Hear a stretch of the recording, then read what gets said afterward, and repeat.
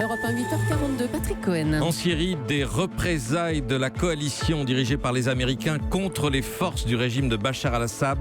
Des frappes qui ont fait une centaine de morts, annonce à l'instant un responsable militaire américain.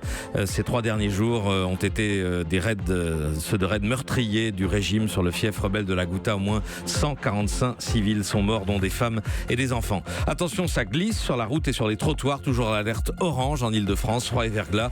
Si vous le pouvez, évitez de prendre la voiture. Et puis les premières épreuves des JO d'hiver en Corée du Sud avec le curling, cérémonie d'ouverture demain à partir de midi, heure française. Europe 1. Voici Nicolas Canteloup.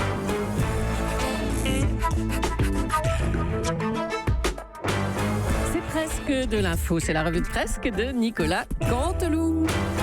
Et on va commencer avec la fin du voyage d'Emmanuel Macron en Corse. Minute papillon, hein.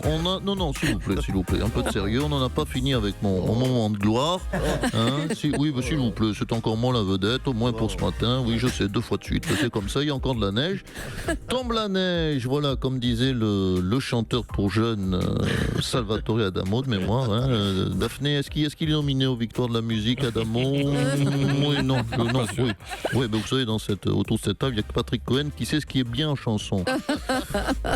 Alors, Laurent Cabrol, c'est vrai que c'est impressionnant la neige, hein, mais en ce moment, c'est surtout pour les Parisiens. Hein. Ailleurs en France, il neige tous les ans, ça prend pas autant d'ampleur.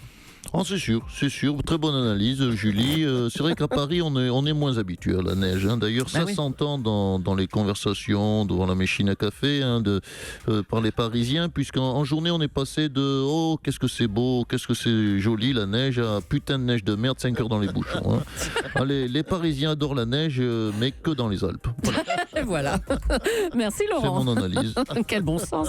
Compris. Allez, on va recevoir maintenant Emmanuel Macron de retour de Corse. On va faire un petit bilan de sa visite. Alors qu'ils étaient conviés à un déjeuner hier avec le président, 6 élus nationalistes ont décidé de ne pas s'y rendre car ils ont trouvé son discours de la veille violent. Bonjour Monsieur le Président. Oui, bonjour à toutes et à tous. Au frigo, zéro frigorifié.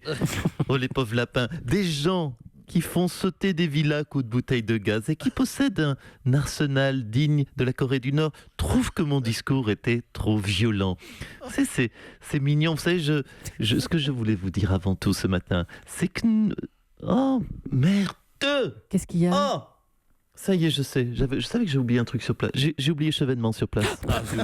Ah oui, non. Mais oui, c'est pour ça que Simeone y faisait la gueule. Ah d'accord. Oh, c'est ballot. Surtout, vous avez dit non à quasiment toutes les revendications des nationalistes corses. Non à l'officialisation de la langue corse, non à la fiscalité autonome, non au statut de résident. Bravo, je vois que vous êtes exhaustive. Oui, j'ai dit non sur tous les sujets. Je suis un président qui dit non. Oui, toute la journée, je dis non. Oui, mais écoutez, je peux faire plaisir à Monsieur Cohen avec une playlist renouvelée. Ah bah c'est un peu plus jeune qu'Adamo déjà. Voilà, on gagne de 3 ans. Écoutez, ceci dit, je constate que les Corses sont injustes. Aucun d'entre eux, aucun élu n'a salué ma visite d'un site magnifique consacré au pamplemousse.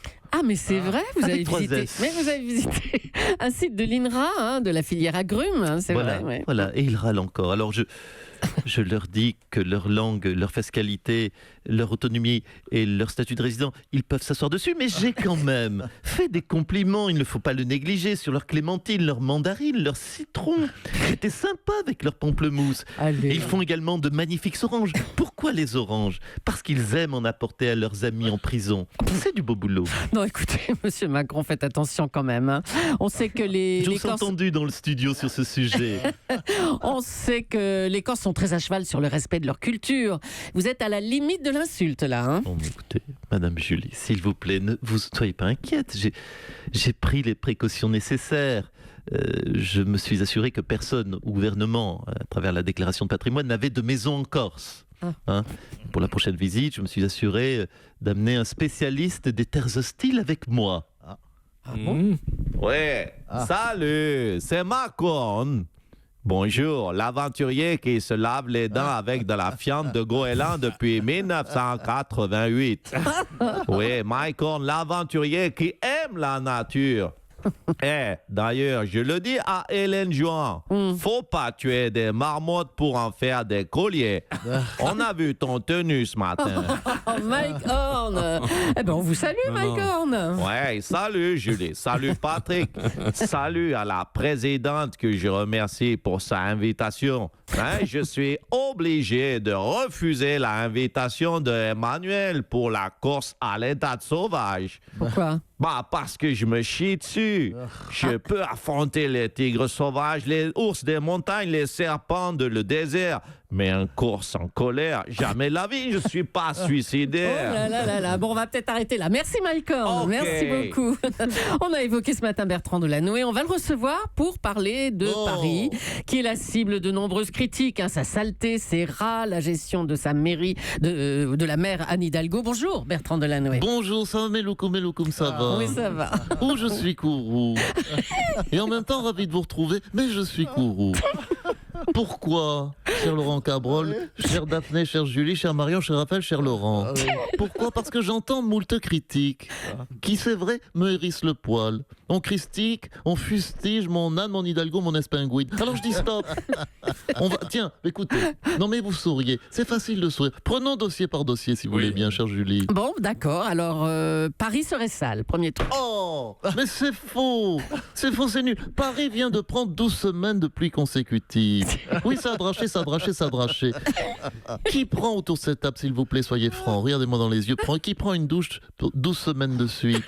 Personne, même pas vous. Donc Paris est nickel. Question suivante. Bon, Paris serait envahi par les rats. Oh, mais c'est encore faux. Les rats ont été noyés par les 12 semaines de flotte consécutives. Ceux qui sont encore vivants, vous l'aurez noté, ont été congelés par le froid, avec toute l'humidité sur leur poil. Mais oui, mais il n'y a pas de... Mais oui, mais vous pouvez trouver ça, là, en flânant dans les rues, des rats congelés au gros sel. Vous savez que les rats congelés au gros sel ont un avantage. Ça peut être une activité ludique en parc ou autre square pour vous bambins. Allez, celui qui ramène le plus de rats congelés au gros sel a gagné. Allez, les enfants. Vous voyez, c'est un très bon jeu. Dossier suivant. Dossier suivant, il y a le problème des puces de lit aussi. Alors ça, c'est vrai. Ça, c'est vrai. Par contre, c'est vrai. Oui, parce que nous avons reçu des courriels de certains rats parisiens qui nous ont dit « on en a marre des puces de lit ». En tout cas, vous avez clamé votre amour pour Paris, vous. Mais oui, mais parce que Paris c'est ma vie. Paris, c'est ma ville. Paris, c'est mon cœur. Paris, c'est mon âme. Paris, c'est mon sang. Attendez, c'est très beau ce que vous dites, mais vous vivez où, vous? À Bizerte, en Tunisie. Non, mais écoutez, parce que Paris, c'est beau, mais c'est invivable. On s'y gèle, c'est pollué, ça circule pas. Enfin. Il pleut tout le temps. Merci Bertrand Delanoë, à bientôt. À bientôt. La neige paralyse les transports un peu partout en France. Cela fait réagir les politiques, comme Alain Juppé, qui s'est fendu d'un tweet critiquant la SNCF pour les retards de TGV sur la ligne Paris-Bordeaux. TGV qui a mis 2 heures de plus que d'habitude. Les connards de cheminots. Oh, s'il vous plaît, monsieur Juppé, allons, comme vous y allez. Pourquoi vous êtes en colère contre la SNCF? C'est pas la première fois que les trains sont retardés à cause des intempéries. C'est même pour des questions de sécurité, à cause de la présence de glace sur les rails. Oui, bien sûr. Ça n'a rien à voir avec le fait que la SNCF est peuplée d'abrutis et de feignants qui aiment paralyser le pays. Non. Je trouve simplement que je les déteste. Voilà, je les déteste. C'est une rancune bien mûrie et bien ruminée depuis 95.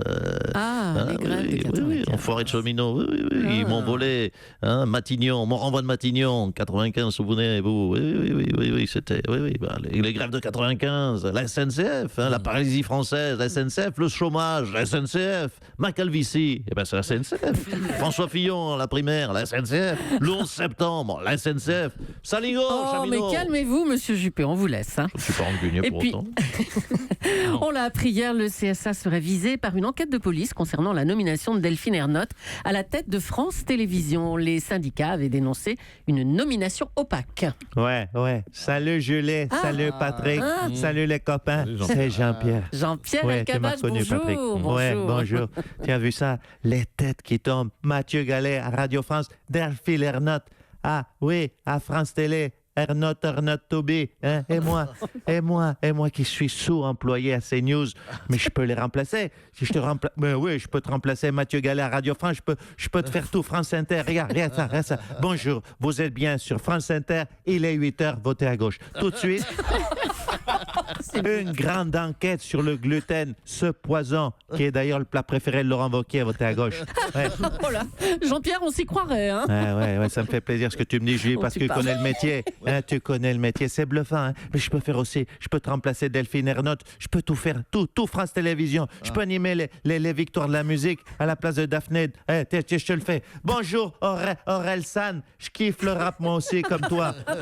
Je peux te faire toute la grille. Tiens, écoute ça. Bonjour, bienvenue à Motus. Motus. Allez, on mélange les boules. Voilà, on mélange les boules. Attends, je peux tout faire, je te dis. Vous êtes bien sûr aux chiffres et aux lettres. Allez, consonne, voyelle, consonne, voyelle. 6 lettres. Voilà. I-N-T-R-I-O-U. Interview, 6 lettres, pas mieux. Merci Jean-Pierre, je crois qu'on va arrêter là. hein. Je suis au top. Demain a lieu l'ouverture des Jeux Olympiques d'hiver en Corée du Sud. On est en duplex avec Pyeongchang. Les températures extrêmes inquiètent les athlètes. On est en duplex avec Nelson Montfort. Oui, petit. Oui, comment dit-on club de bondage en coréen? Dites donc Nelson, on vous entend là. Oh, Nelson. Oui, jeune homme, oui. Hein? Oui, dégage.